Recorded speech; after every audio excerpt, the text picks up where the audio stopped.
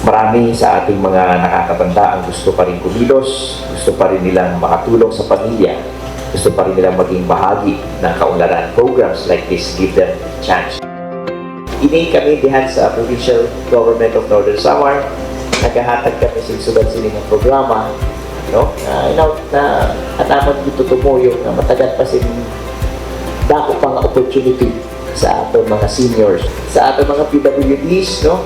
Don't lose hope, no? Kaya ang ating mga provincial government, ang National Commission on Senior Citizen, no? Handa pong tumulong sa inyong lahat. And siguro pag naging successful ini nga programa, no, ma-disseminate nato sa ibang mga LGU, sa ibang mga munisipyo para masugadaran ini nga aton nga programs.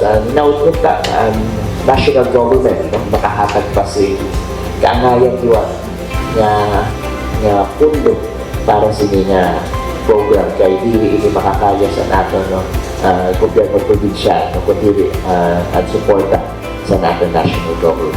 So sa iyo nga tanan, no, hatag po ang ating congratulations